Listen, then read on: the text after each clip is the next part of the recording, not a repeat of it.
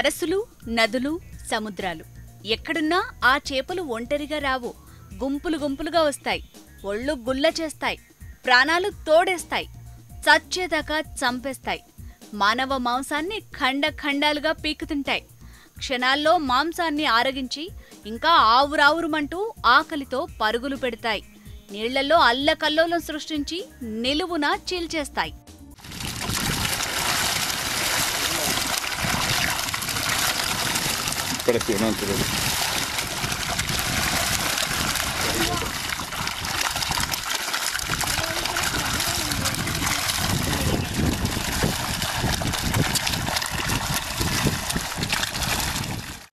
మారణహోమం సృష్టించిన దానికంటే ఘోరంగా మనుషుల్ని ఈ చేపలు పీక్కుతుంటాయి.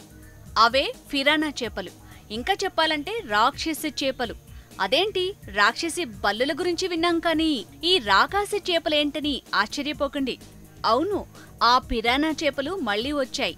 ఆకలితో దక్షిణ కొరియా సరస్సుల్లో మానవ మాంసం కోసం అల్లాడుతున్నాయి.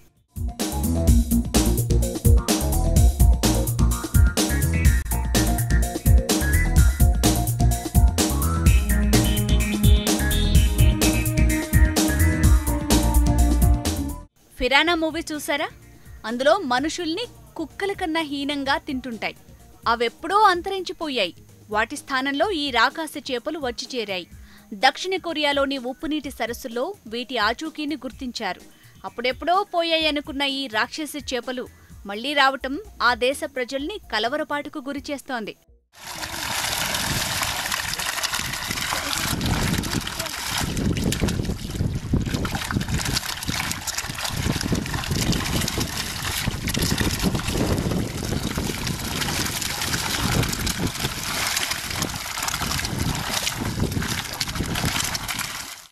దక్షిణ కొరియా హోంగ్సియాంగ్ రాష్ట్రంలోని మంచునీటి రిజర్వాయర్లో ఫిరానా ఆచూకీ దొరికింది. ఓ స్థానికుడు సరదాగా చేపల వేటకు వెళ్లినప్పుడు పట్టుబడిన చేపల్లో ఒక చేప విచిత్రంగా కనిపించింది. దాన్ని పరిశీలించిన శాస్త్రవేత్తలు అది ఫిరానా చేపగా గుర్తించారు. దీంతో అప్రమత్తమైన నేషనల్ ఇన్స్టిట్యూట్ ఆఫ్ ఎకాలజీ ప్రత్యేక గాలింపు చర్యలు చేపట్టడంతో 4 అత్యంత ప్రమాదకరమైన ఫిరానాలను పట్టుకున్నారు.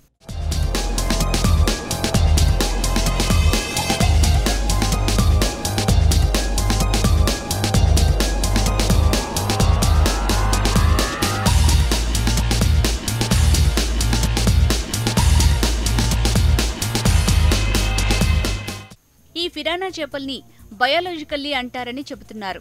అంతేకాకుండా ఇవి సర్వభక్షకులట. వీటి సైజ్ 6 నుంచి 18 అంగుళాల వరకు ఉంటుందట. అమెజాన్, పెరాగ్వే లాంటి నదీ ప్రాంతాల్లో ఎక్కువగా ఉంటాయట. అదిగాక బంగ్లాదేశ్లో కూడా కనిపించాయని చెబుతారు.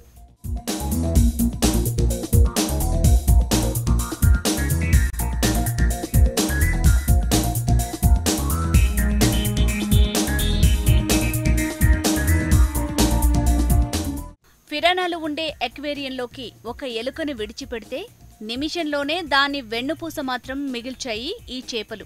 వీటి పళ్ళు మరీ దారుణంగా కనిపిస్తాయి.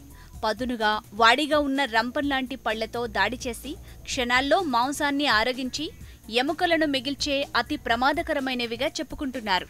ఫిరానా చేపలపై ఉన్న భయాల ఆధారంగా ఎన్నో కథలు పుట్టుకొచ్చాయి. వీటి ఆధారంగా హాలీవుడ్లో సినిమాలు కూడా వస్తున్నాయి.